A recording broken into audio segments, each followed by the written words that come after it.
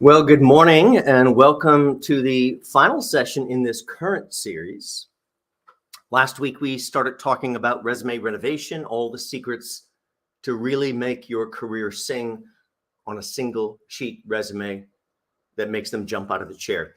Then we talked about LinkedIn and how to take that single sheet resume and expand it into a full three-dimensional sales brochure all about you that naturally drives the reader to one singular conclusion, and that is for your LinkedIn profile. We talked about interviewing and the fact that it's really your job to teach them how to select you, which means, boy, I sure hope you're putting together that full agenda and plan and how to sell them, because you're there to sell yourselves, not there to be selected. We talked about my part 2 to the LinkedIn lecture, which is called Career Evolution. Once you have a great LinkedIn profile, which is like a great sales brochure sitting over in the corner on a rack, how do we get that sales brochure in front of people? And we do it through a social media marketing campaign that lets people gently see what we're reading, doing, sharing, attending, which has everything to do with our profession, our industry, the players within our field, everything else. Talked about supercharging your job search yesterday, all the different ways that you can kick your job search into high gear, most of which involves really stopping the tragedy that's happening in most people's job search, and that is sitting on the internet looking for job postings. 50% of those job postings, about 50%, are not real based on how they're sold. Up to 1 year in advance, those spots are sold, and they are use them or lose them.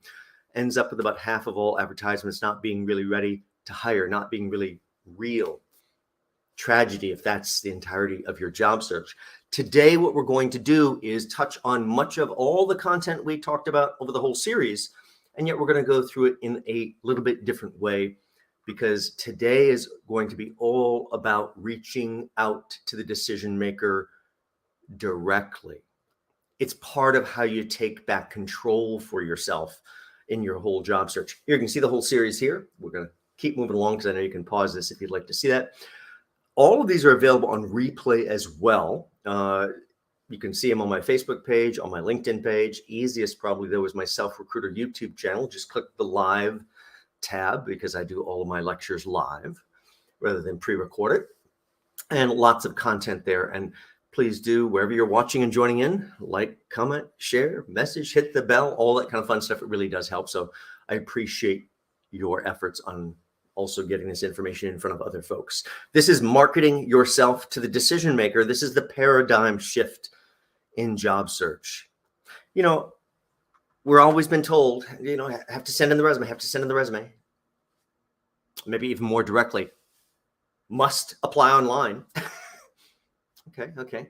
For those that follow instructions. Subtitle of my book, by the way, is Changing the Rules. I think you should follow any single rule that works for you. If that rule does not work for you, that's meant to keep some of the other folks away. I'll just step right over the fence, the gate, whatever's holding me back. That silly little rule is meant for other folks. It's going to take this paradigm shift in the way we look at things. You don't need permission, because they're going to thank their lucky stars once they speak to you if you are reaching out to the right individuals and if you're going after roles that are really right for you. If you're trying to talk yourself into a role that you're not qualified for, that's not going to go well. But if you are the right solution, getting to that decision maker's ear and whispering a few sweet nothings about how you can transform that team or solve their problem or whatever it is they may like to accomplish, that 90 seconds of whispering is a game changer compared to what? Clicking and sending your resume off to HR, which generally goes to someone that has no background to really properly evaluate you. So I want you to think about what you need to do in order to kind of change everything. I need to pause here just 1 second. Hang on 1 second. Be right back. All right. Thank you. Sorry about that slight distraction of someone calling me at the same time. I didn't have my do not disturb on. So I want you to think about, rather than letting those folks that aren't really qualified to evaluate your background, they're not experts in your particular niche, they're just facilitating the whole process. Really, they have this giant stack of 1,000 to 2,000 resumes that, what are they going to do with all these resumes? So they sit and go, oh, which one's right? Which one's right? Which one's right? And boy, that's a process that doesn't benefit most individuals. I want you to take control of your entire career search by really networking a different way. So go back and see the LinkedIn lecture, and also always keeping one eye on that toughest competitor imaginable, because those folks, can scare you out of even applying for the job. And we want to really change that. So think about becoming more and more of a self-recruiter. A few of the other resources that'll help you. My book will certainly help you. It's a wonderful guide. You can check on Amazon, check on my self-recruiter website. Really a step-by-step tutorial of how to manage your career and how to manage your job search will help you a lot. Biggest thing we have to talk about in today's session is we're going to be rule breakers. Rule breakers must apply online, must apply to somebody else, doesn't apply to me. All those different types of things, these are laws or principles describing or prescribing what's possible or allowable. Hope you're bristling at that verbiage right there. Possible or allowable for your future. You need to stay in control of your own destiny, and you have to get out of the rut of listening to what the job search cycle tells people to do. Oh, sit back, apply for the right things, wait. How's that working for us? In most cases, it leaves us in a very unhappy place. This is actually from a lack of control, which really feels like a lack of respect. It's like, my gosh, I'm perfect for these roles I'm sending into, and I never hear back, in my view, because you're sending to the wrong people. If you send to the right people, who are the decision makers, it's a huge game changer. So this paradigm shift is not simply a little bit of, let's put a little fresh paint, let's put some wallpaper, some drapes. This is breaking it down to the studs and thinking of a new way to utilize this space, this vehicle, this outreach. And so you might have to do things that are very, very scary. Now, this involves a lot of unconventional thinking, creative interpretation, moments of clarity when the dots start to connect. A few years back, I was at the Civil branch of the New York Public Library giving a lecture. And afterward, I was walking out toward the elevator, and there was a mature gentleman that had walked up to me. And he's like, oh, I got your book. And so good, so good. That calling part, that was not for me, not for me. And then I tried it, and it worked. I'm like, well, it's not going to work every time. But yes, if you consistently apply that method and give yourself permission to do what seems very scary to you, new doors open up. Those are the moments of clarity where the light bulb goes off going, what have I been doing my entire career, leaving it to such chance? Change the equation of diminishing returns by taking control and changing those odds in your favor. So, talked a little bit about this yesterday, but who is it that makes these decisions? We got to find those folks. We have to not only find those folks, we have to find the folks around them that influence other people. That's part of the entire process of going after the job a different way that I described in the LinkedIn lecture, where you really target your company of opportunity. Maybe you saw a great job. Great job. I want to go after it. Go after it. Great. Let's go after it. Don't apply for it. Don't apply for it. Why don't we do this? Why don't we reverse search the company? Oh, that's coming up also in my earlier lectures this week. Reverse search the company. Why don't we start to look around, maybe up the food chain? Don't be shy. Down, all the way down to admin level, maybe into another department or two that surround you. And if you just picked this nice, healthy mix of 25 to 30 people that somehow surrounded this job that you see that you so desperately would like, or the job you imagine that you desperately like, these 25 to 30 people are the audience you need to warm up. So that's part of this wonderful process we're going to walk you through entirely today. This is an influence process, so that the discussion behind the scenes happens because of a puppet master. That's you pulling the strings for these individuals, showing up behind the firewall of the company. That is true influence. Now, if you're going to market yourself to the decision maker, you certainly better understand the competitor. And while you have some very sharp competitors out there, the bulk of the workforce is this: mediocre, of only moderate quality, not very good, ordinary, average, middling, middle of the road, on and on and on. I'd love to read this one. It says terrible things about our future if half the workforce is this way. Okay, I can't fix that. But if you understand half the workforce is mediocre, what do you have to be? Just a tiny bit better than mediocre to be ahead of almost all the workforce. And all you have to do is put a little heart, soul, passion into whatever function you do. You will naturally become that top 1, 2, 3%. That's going to help you. So let's stay as far away from mediocrity as possible. One of the things that generates mediocrity, I'm sure you've met some of these folks in your career, where somebody goes, you bring something to someone and they go, oh, that's not my job. That's not my job. Okay, I guess we're going to have a great career, aren't we? I work for myself now, but I certainly have worked for many other organizations over the course of my career. And every single time I've worked for another organization, no matter the function, I simply act like I own the company, which usually causes people to burst out laughing in in-person lectures. But I don't mean really the way you're thinking about. What I'm talking about is, how would I do my job if that was my money invested in this company? I grew up in small business. My family was in small business, and the whole family's on the line at all times. You've got to make that sale, keep it going, keep the momentum. So this whole understanding that you can bring that kind of energy to your work life simply by having passion for what you do, be a problem solver rather than a naysayer. Back to all those roles I've held for other people, I have never, ever let myself be limited by some ridiculous 8.5 by 11 sheet of job description. That's a starter idea for what you'd like me to do. You hired me for my brain power and my skill, not to stay within these ridiculous lines. So you have to give yourself permission to embody and be the expert that you are in your field without the ego and arrogance. And Valerie, you're quite right. You have to own it. Now, when I first started to do what I do now after years in recruiting, and I think I mentioned many times earlier in the other videos that I'm actually, despite what you see here, shy and introverted, you can imagine how difficult this journey was for me to own it. Even though I wrote the book right off the cuff, yeah, very good writer, I'm blessed in that way. All the knowledge is real, everything else. So I've got that whole piece sewn up, but it doesn't mean I want to be center stage in the lighting in front of people. And here I am. So that part, extraordinarily scary to me. I'm like, that's not what I want. That's the book. The book's the product. The book's the product. And I'm having a dinner with some friends and very interesting couple. Her father had made the New York Times bestseller list with a self-published book. So she was a true believer in that angle. And she's like, the book is not the product. The book is not the product.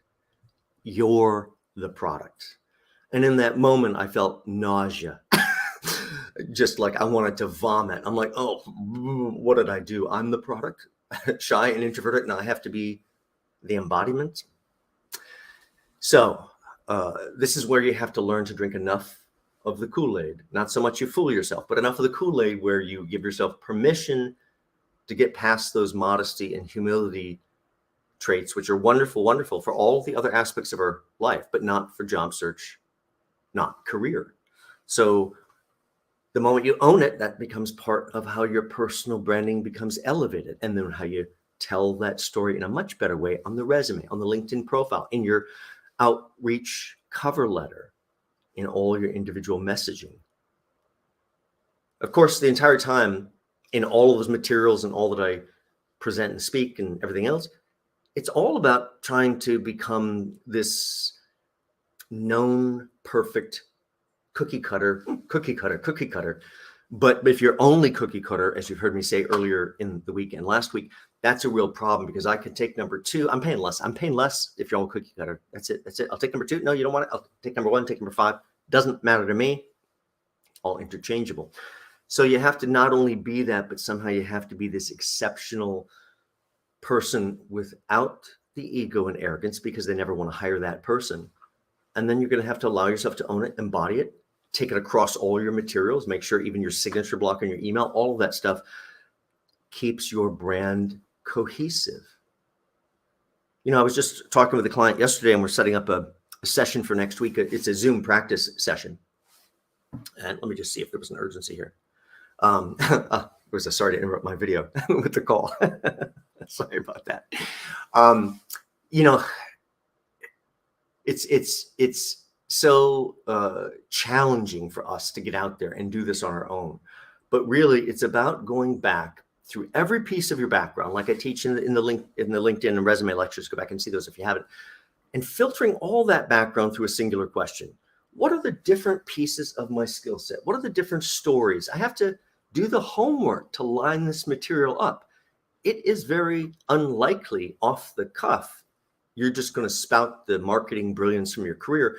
So you have to really do the work, filter it all through this singular lens. What rises to the level that will help convince them it's the best business decision? Now, of course, your LinkedIn should back that up. Your resume should back that up. Your cover letter should back that up. And then, of course, we have to reach out, in my view, directly to the decision maker. So who is it that's here? Is it HR? Is it hiring manager? Boss's boss? Well, HR can be the decision maker. If you want to work for HR is your decision maker, but maybe you're sending to the wrong people. Maybe you're just sending in response to the ad. Where do you think that's going? To some other HR person going, oh, let's see what came in today. Oh, look at that background. Oh, they're going to take my next promotion. Oh, I think I have a file for this, the vertical file. I sure hope you don't send to your competitors. That's absolutely ridiculous. If you'd like a job in HR, get to the top of HR. Not very difficult to find. And introduce yourself as that stellar resource. Don't be ruled out by someone that's a competitor of yours. For the rest of us, it's really never HR, in my view. And who's the decision maker? Well, it could be the hiring manager, but could be the boss's boss or boss's boss's boss. Could be a lot of different people, even influencers around. So you have to think about that and strategically make sure you try to win every one of those votes. And I'm going to reach out individually to every single key person I think is one of those decision makers or influencers. And that's part of the 3 to 5 people I'm going to select out of that 25 to 30. As I reverse search the company, which is still coming up, I'm going to pick those 25 to 30 based on how I understand the org charts are usually set up and my experience and background. And I'm going to reassemble it. And then I'm going to use my own brain power to decide who are the influencers. Get into these decision makers. Well, no matter what your field, I think you realize it's not very difficult to figure out where they are. A little bit of variation here, but really it's all very, very similar. There may be some other words after these titles on their titles, but their titles generally will include these types of things. Now we're going to use LinkedIn, which is the de facto social networking for our website. You can go back for work life. Sorry about that. You can go back and watch the Building Your Career Brand with LinkedIn video, which will tell you all about that in much more detail. But essentially, we're going to use this 3-level network to begin to influence all these companies we want to go after. Now, these are my numbers from a few weeks ago. I think I'm over 12,000 now.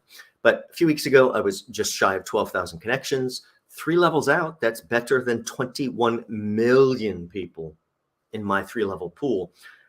That tells me in getting ready for interviews, oh my gosh, I could go into that pool if it's large enough. Do you realize I could probably locate everybody that's ever held that job before? How do they talk about that job? If I was really thinking, I could go in and find all the people doing the same job at the competitor. It's a big pool. How do they talk about the job? Even if the job is done differently at the competitor, you think you're right for the job, combined with the people that have done it, combined with the commentary from the competitor, I think you'd walk into that interview transformed in your ability to hold the conversation together. So how do we build this list of 25 to 30 people? This is also in some of my other videos this week. We're going to move through this fairly quickly. You can stop, start, rewatch on your own here. In this example, we're going in and searching a company called Informatica. Now, they're going to give you a drop-down menu when you start to type this stuff out. Don't click on the drop-down menu. That's a trip down the rabbit hole. Simply click Enter, and you suddenly get this nice secondary sorting process. Because while I am certainly here looking to market myself into Informatica, maybe there are competitors or other companies that are somehow related that I should have also thought of. So as long as I'm here doing research, let's find the companies. Oh, there it is. There's the companies. Let me pull them up. 34,000 companies. What's going on here? Well, there are not 34,000 companies that are Informatica. Yes, after you get past all the ones that have Informatica in the name, who are the rest of these on this list? Well, I can certainly tell you. This used to be one of my fields. They're all system integrators. Either they resell or install Informatica Informatica software. If I am statistically right to work for Informatica, oh my gosh, I am very likely statistically right to work for a great number of these. That's part of the magic of just using the data and understanding how it can benefit you. Shorten your cycle in job search, shorten your outreach to the decision maker. But now that I've gone and seen a few other companies I need to maybe consider as well, I have to go back to Informatica and find the people. So I go to the people part, and 2.5 million, can't get through that list. Even though I'm only using the free version of LinkedIn, all of this is possible. So I just have to think a little more thinking cap, problem solving.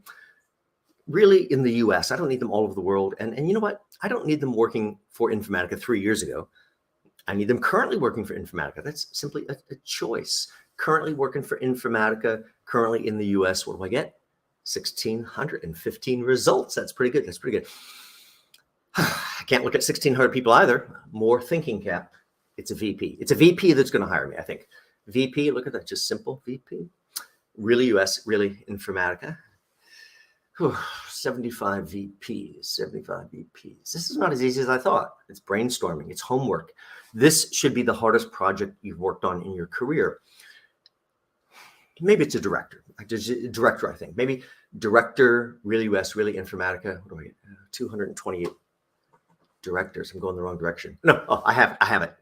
Because that's how you get to a problem solving, through this series of tests. It's a sales director I'm really looking for. And as long as I'm beginning to think a little more clearly, why don't I search right down to New York City level, even on the free version, still working for Informatica, and I suddenly come up with 3.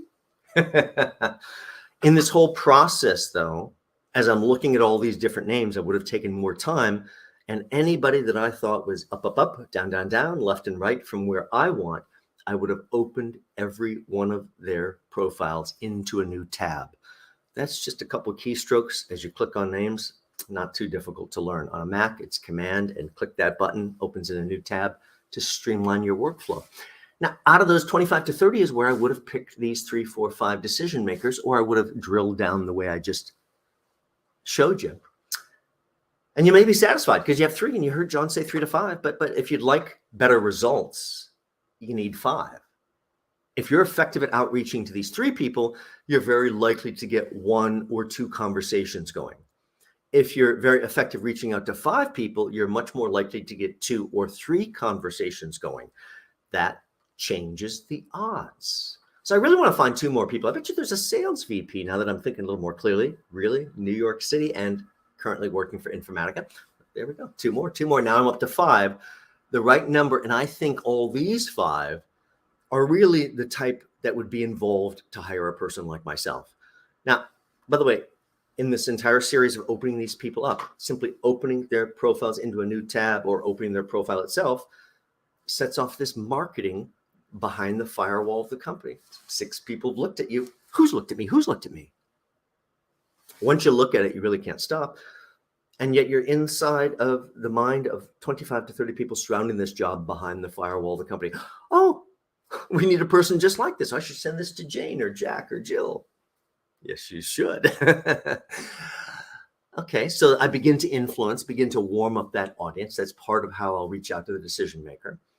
It's really the same thing as taking a worm, putting it on the hook, tossing it out into the pond, and being brave enough to sit there. You see those fishermen? I'm not really a fisherman because who can just sit there? But they just sit there patiently, waiting for that worm to draw attention till someone clicks on your name. The goal is to get them to open your sales brochure all about you. So that's the first worm on the hook, simply by opening the 25 to 30, which would include the 3, 4, 5 decision makers. And now I'm going to ask every single one of those people, including the 3 to 5 decision makers, to connect with me. I'm certainly never going to mention them looking for a job. I don't want to scare people away. I'm simply going to communicate you don't know me. I'm professionally appropriate. Here's a little stroke to your ego. Sounds like this. I like to connect with other professionals in our niche. So yes, I hear Loretta say that her LinkedIn doesn't quite look like this. A few of these screenshots are from last year. So yes, a couple of the things move around because LinkedIn is always moving things around, because if things become too static, then people stop using that feature. Conceptually, it's all the same though. So yes, get yourself in there and check it all out. All of these things are in there and will help you dramatically. So now I've asked to connect. That message, by the way, in case I didn't get quite through it, is I like to connect with other professionals in our niche, and of course, I'd love to add you to my professional network on LinkedIn. And so very quickly, out of the 25 to 30 requests to connect, you probably get 10, 12 acceptances pretty quickly. Oh, I know you'd like them all. I'd like you to have them too. But I tell you, that's not the point. The point is to get them to open your sales brochure to begin to influence people that are feeling the pain from not having this position filled, that have to pick up the weight or don't have the support or can't get their project moved forward because this person's missing. So I've asked to connect. Since this is a sales process, it's critical we do not wait for the answer. Answer is irrelevant. It's sales. So now these 5 people that I've collected together, I'm going to reach out by direct email, not in-mail, not on LinkedIn, by direct email, not brain surgery to get anybody's email these days. That's 99% of the people's email within about 2-3 minutes, or you need some help with the Google search. 1% you're never going to get. You got to move on. Got to keep it tight. So I'm going to reach out to these people by direct email as if each one are the only person in the entire world. These are the influencers I want to get to. I want to connect to. I'm going to send this message off. I don't wait for the answer. And that's just the first step that I have to repeat.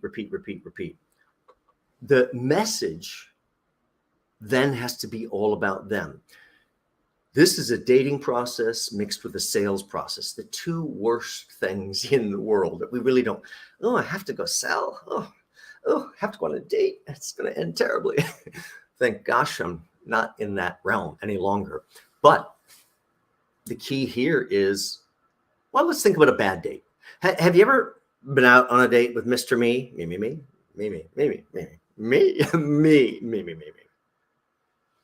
Is there going to be another date with Mr. Me? I really don't think so. Not unless we're going to the Four Seasons or someplace I really need to go.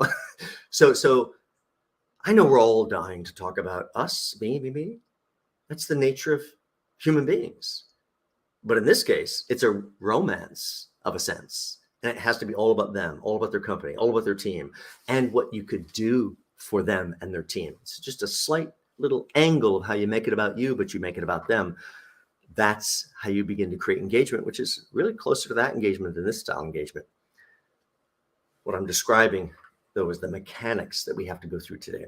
So what's the frequency? How often should we do this? How do we uncover those emails and phone numbers and all that stuff we may have to get to? Well, you're going to have to think about sharpening your toolbox. Yes, there's a lot of homework, research, everything else we have to do. The bulk of the work is going to come down to the calling script, which I'm going to walk you through. But let me answer the question about email first. How we find anybody's email, well, that's 99% of the people's email. Let's take Informatica as an example. So what's Informatica's email address without the person part? It's at informatica.com. That's not always that case at certain organizations. Some are very stealthy and may shift it another way, but the vast majority of all organizations are set up like this. So if I know it's at informatica.com, I could simply, in a Google search, and by the way, I have no love for Google. You've read my email already. Why are you even reading my email? A lot of privacy issues over there, just because they want to sell you as a product. Well, they want to sell you in a very different way. I think you have to think about how you take control of the entire dynamic. How am I going to present myself? How am I going to sell myself? How am I going to get to them? Back to the email. So if I go to a Google search and I simply type in @ informatica.com, now you're going to get drop downs on that. Don't click on the drop downs, hit enter, and then don't click on the search results. Just look at the search results, but don't click on them. Look down 1, 2, 3 pages. First 3 pages, 99% of the time, you're going to see an email address at Informatica. Someone's email address will come up. Once you have one person's email address, you have every person's email address. Take the name and the format, apply it to your name and format, and email whoever you'd like. Yep, there are a few people that have hyphenated names and those kind of things that you can't get to, but the vast majority you'll be able to get to quite easily. If you can't get to someone very, very important, move on to a different target. Your time is the only resource you have. Let's get to the script itself. Talked a lot about this yesterday. Hi, this is John. I'd love you to hire me. All right, security, this guy out of my office. Who's that about? That's about me. This is a date. You can't show up and hi, I'd like to be hired. I'm like, did you apply online? Did you look at our jobs? Did you go to HR? What the heck are you doing on my phone type thing? So this is not a message about them. This is not well constructed. It's not even thought out. You have 30 seconds to live or die. And that prior message will get you hung up on or kicked off the phone or blocked very, very quickly. By the way, dying on this call sounds like, how'd you get my number? Take me off your list. Never call me again. I hate you people. As a recruiter, of course, for many years, I've endured all of that and lived to tell. You even shy and introverted, you learn to develop a Teflon coating. I can't get to my goal unless I can endure this barrage of negativity. And then I suddenly get to the magical person that does want to speak to me, does want to hire my individual, or in your case, wants to hire you. It all changes. Let's take you through this script. Now, I took everyone through the script yesterday, but I want to take you guys through the script today. We're going to make this just a little bit larger, and I'm going to go smaller down on the bottom so you can see it. And so the text on the left is meant to remind you of what I'm teaching you right now when you go to write this out. You're not going to really write this out right now, but let me take you through the structure, which is the most important thing to learn. You're going to greet them. You're going to wait for that response. You're going to acknowledge their response, good, bad, or ugly. You can't pretend you didn't hear it. If I went to one of those schools, there's only about this many, maybe there's this many, I don't know, but it's a very, very tiny number. If you went to one of those schools, you mention it. If you didn't go to one of those schools, no matter how prestigious you think your school is, leave it off the communication right now. You're enamored with it, but it's not one of those schools. Set it aside. Go right to 2 or 3 key accomplishments or key things that would make them jump right out of their chair.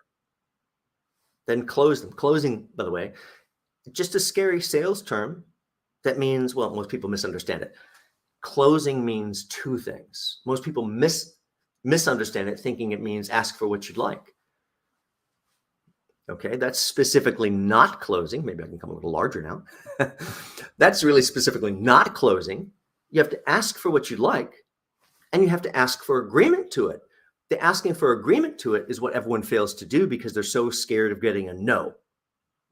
Oh, they said no. Okay, that happens. Let's grab a tissue here. Sorry about that. So how are you going to construct your message? Let me let you hear how this might sound organically. Hey, good morning, Jack. It's John Crant. How are you doing this morning? I'm fine, John. How can I help you? Gave me the response I'd like to hear. And then move on. Or you might give me the trained dog response, like Pavlov, training the dogs with the food and the little bell. And he's so trained, he goes, I'm fine, John. How can I help you? I'll take it. He's trained. I'm moving forward on my mission. Or they may give you something that isn't so great. I'm terrible. Acknowledge the response. You can't pretend you didn't hear. So let's back up and give you the whole thing as a negative. The positive, I think you can work out on your own. And understand this script is simply to open the discussion.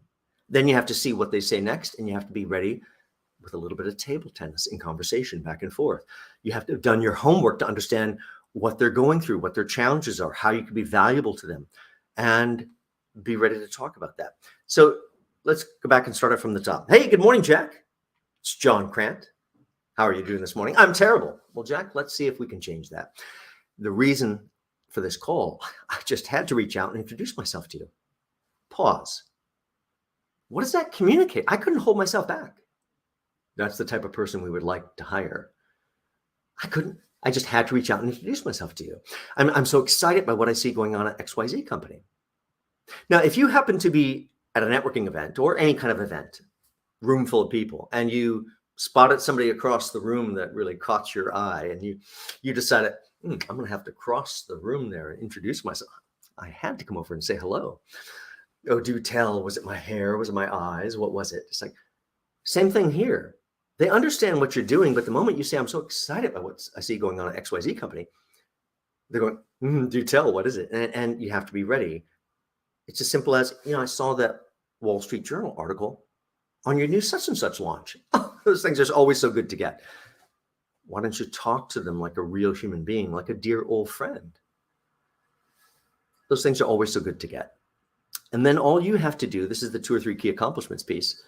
I'm going to skip the education piece because it didn't go to one of those schools. And you simply go, back when I was with ABC Company, all you have to do is think about, how do I get a carrot, a big enough carrot that's so interesting, they're going to give me this meeting. They're going to be dying to speak with me. And you go, gosh, back when I was with ABC Company, we handled a very similar launch.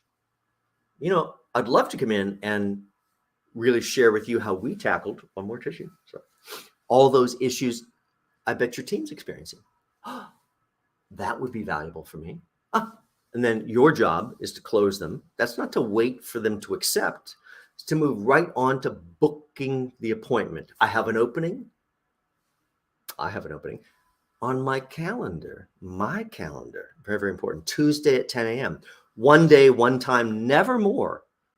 If you are open all next week, I'm never meeting with you. You are not busy. I don't even know why you're wasting my time. Your dance card is not full.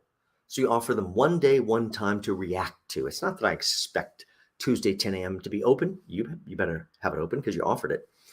And if they go, oh, Tuesday's terrible, don't get drawn into their emotional response. You know why they had an emotional response? Because they're in the middle of a firestorm. It's their work day, which you're interrupting. Slip in a solution. Wednesday, 3 p.m. Oh, perfect. Oh, went from crazy person to, oh, perfect. Don't react to the wrong thing. Stay in control. Drink enough of the Kool-Aid where you believe your brand, and then be a consultant to them in the discussion to share with them. Share some insights. Now back to the frequency and how to do all this. Now, most individuals were too scared to pick up that phone. I get it. It's very, very tough. When I first went into recruiting, first off, I'd never been in sales, and I'd never ever had to call people I didn't know and have conversation. Like, what?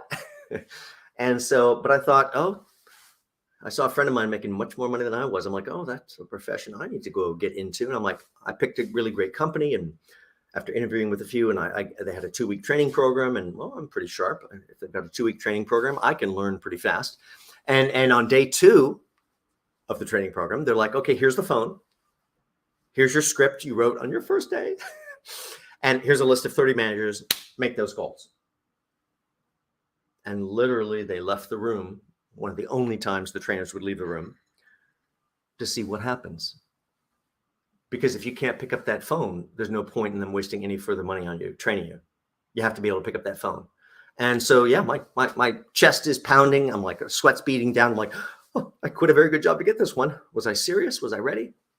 And I picked up that phone and I made those calls, even though I wanted to vomit. And they were not very good. But the point is to get over the hurdle. Write your script out. Practice it till you're blue in the face. Allow yourself to be, allow yourself to be present in that moment. Now, ideally, what I'd like to do is approach them in a multi-prong coordinated marketing campaign. So I want to think of it as a 1-2 punch, like as a boxer, boom, boom. So this script that I just verbally did for you, you'll realize whether you're leaving it on voicemail or you're talking to them live or you're writing it in email, it's almost identical. In email, it's, hey, good morning, Jack. It's John Crant. I wanted to reach out and introduce myself to you. I'm so excited by what I see going on at your organization. XYZ, blah, blah. It's virtually the same thing with just another few changes. So I set up that email, all set to go. I could send it, but I don't send it. I could send it, but I don't send it. It's up. And now if I'm going to do the calling, I pick up the phone and call first. In almost every case, it is going to go to voicemail, which is good for most people because like, thank goodness I can talk to the machine. Okay. There's value in the voicemail because they cannot hear your passion in an email, but oh my gosh, they can certainly hear your passion in a voicemail. We're going to give you a little voicemail hints here in a minute. But really, I'm going to pick up the phone. I'm going to speak into the machine. If all goes well, I'm going to click send.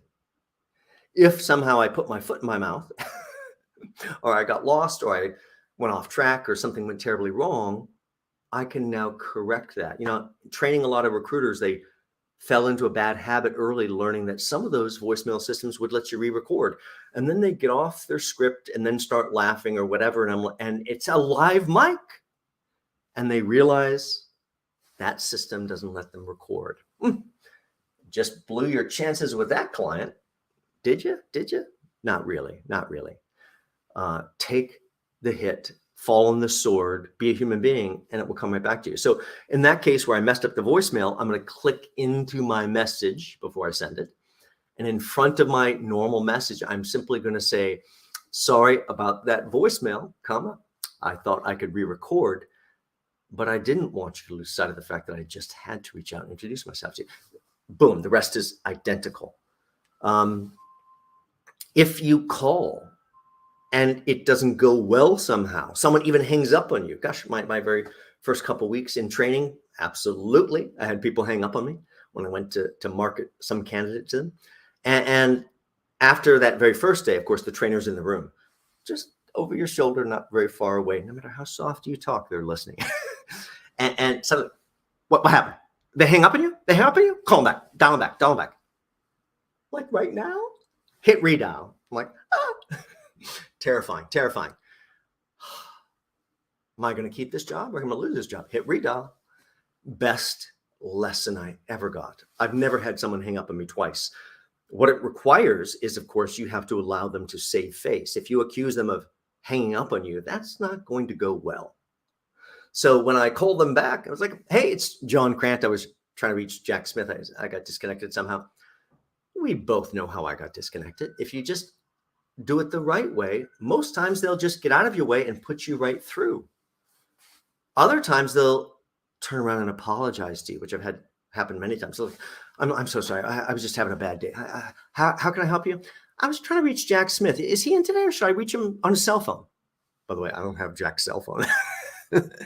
He said, no, he's out of the office. Just reach out on the cell. Oh, I don't have the cell in front of me, which is absolutely true. I don't have it at all, but I don't have it in front of me. I will not say anything that is not true, but there's a lot of gray area in sales. So in this case, I don't have it in front of me. What's his number? Don't ask permission. Do you have his number? I shouldn't get that. No, I don't have his number. Can you tell me his number? I shouldn't tell people his number. What's his number? Boom. Remove the permission layer and you realize with practice, boy, this becomes very, very easy. And then you can get into that voicemail. Let's talk about the voicemail itself for a second. The mistake people make with the voicemail is they go into voice machine mode. They hear the beep and they go, hi, Jack, it's John Crant. What is your voice doing up in the clouds? Why did you do that? In fact, why don't you go the opposite direction and drop your register as if they're like hanging on every single word. They're about to interrupt you, but they actually can't because it's a message. So it goes, beep. Good morning, Jack. It's John Crant. I just had to reach out and introduce myself to you. I'm so excited by what I see going on at XYZ company. By the way, I saw that Wall Street Journal article on your new such and such launch. Those things are always so good to get. Jack, back when I was with ABC company, I handled a very similar launch. I'd love to come in and really share with you how we tackled all those issues I bet your team's experiencing. I have an opening on my calendar at Tuesday at 10 a.m. Not quite sure if that works for your schedule, but I'm certainly looking forward to a great discussion. Here's my cell phone. Boom. Now, if you listen to that message next to all the normal messages left and right of that message, the rest of them pale in comparison. They're like, wow, this guy's just speaking to me. This is how you get return calls. Be a real person really speaking to them, not simply reading a script, even though it's a script. You've got to practice. There could be some non-traditional communications to make these things happen as well. I've certainly had one of my clients secure, they went after their interview another way, but secure their interview simply by wishing someone a good whatever on Facebook. Now let's think about this. This means my client was connected to a VP at another company on Facebook that they might want to go work for someday, and they only use their Facebook for career, which means they highly edit. There's none of the fun stuff, but everything is about how is my career perceived, just like they do on LinkedIn. And this person was frustrated because they reached out to get this interview. And like, oh, I should get this interview because I know this person. I should get this interview. And they didn't hear back, frustrated. And then we're talking about it and suddenly it pops up on their screen. It's like, oh, it's her birthday today. It's her birthday today. It's on Facebook. I'm like, fantastic. You know what you're going to say? Happy birthday.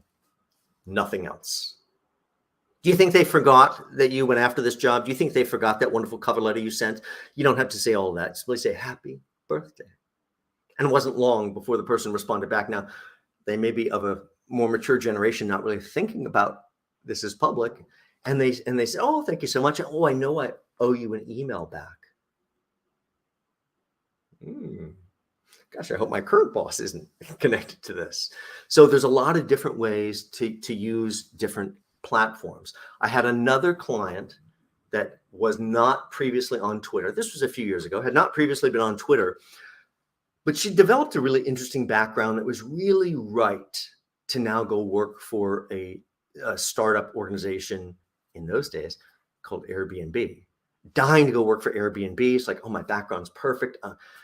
How do I get through the wall of HR? And I'm like, well, you realize you could use Twitter. People like Airbnb, their founders are very active on Twitter. And within 2 weeks of telling her all this background, she is on Twitter. She is now following the founders. She had sent them something interesting as a hook, and they began to follow her back. And now she's in that circle of influence. There's a lot of different ways to develop influence channels as you outreach to these decision makers. Just remember, it can't be, I'm looking for a job, I'm looking for a job. That doesn't work too well. It's really about a refined message and separating what's effective from not really effective. So how would you like them to see you? Think of all the ways that you have to be, that you have to demonstrate through the message, through the substance, through all of this outreach. More than everything else, they better see you as their future. Then we're going to use social media marketing on top of this outreach to reinforce that we're exactly the right person. Go back and watch the Career Evolution lecture. It will walk you through how to put together the entire plan. And you'll let all that social media flow across this 3-level network, and you get a very, very different outcome. But your success is determined by how much preparation you put into it. And I hope you put in an amount that really returns that investment. But you're going to have some idea. Who am I? Why am I unique? How am I not just cookie cutter, but somehow exceptional? And then what touch points can I let them see, reading, doing, sharing, attending, that really reinforce that I'm on another level? You should be thinking about me. Perception's reality. This is how you change perception. Go back and watch the Career Evolution lecture. It will help you quite a bit on changing reality. Then learn to not follow rules. Must do this, must do that. Won't do this, won't do that. Nonsense. I told this story, I think yesterday or the day before, but I have another client that was going after a role at a major educational institution in town, probably the best educational institution in town, which will narrow it down. And it's a big monolith of bureaucracy. And of course, the imagination of getting through HR and getting through all that, it's like, oh, well, don't apply to HR. Why don't you go right to the decision maker, which is what we did, and got in there for an interview and had like 3 face-to-face interviews. We had a 6-panel interview. Then there was like, oh, come up and do an offsite coffee. You know, that's another interview. And then we think we're getting the call and they're like, oh, why don't you come work? We're having this open house on Saturday. Why don't you come work the open house? Meet some of our partners. Like all day Saturday? I'd love to. Or you're not going to get that job. So we did. And then suddenly we get the call and the manager is so flustered going, oh, you're not in the system. You're not in the system. Magical. I have no idea what you're making. And that's a game changer. So to me, you can't let yourself be ruled out by finances. You can't be ruled out by other things. You have to distract them with why you're the right one, because the right one, they'll give a different title to. They'll give a different compensation package to. Are you that person? Those rules apply to somebody else. Step over the wall. Small changes change perception. And let's do this direct outreach of our product with ourselves as the product evangelist, ready to showcase why we're cookie cutter perfect and somehow exceptional, different, very, very special. Your job in this outreach, your job in the discussion is to be ready, be confident. And you have to really understand the entire process. To recap what I mentioned about LinkedIn and using it, really for our job search, which has to happen prior to this outreach to the decision maker, it's about selecting those 30 organizations or companies, working backwards, devising the steps needed, like a detective working backward, aligning the sun, the moon, the stars, finding the decision makers, overcoming the objections, getting a meeting, and dazzling them. It's a game changer. Wherever you are in this process, take your first step and reach out. Remember, the more you do it, the more refined your pitch about yourself will be. The more the follow-up conversations that generate out of that activity will become easier because you'll have more experience. The more different people you do this with, you'll begin to experience all the various aspects that can happen for you. This has been Marketing Yourself to the Decision Maker. It's a paradigm shift in job search. Check out the entire series. Now, whether you're joining me on LinkedIn or on Facebook or on my Self-Recruiter YouTube channel, all the videos are available. If it's over on the YouTube channel, click that live tab to see the bulk of the videos because I record them all live. If you need help elevating your career brand or marketing yourself to the decision maker or getting ready for any of these steps, check out all my services on the Self-Recruiter website right under the Services tab.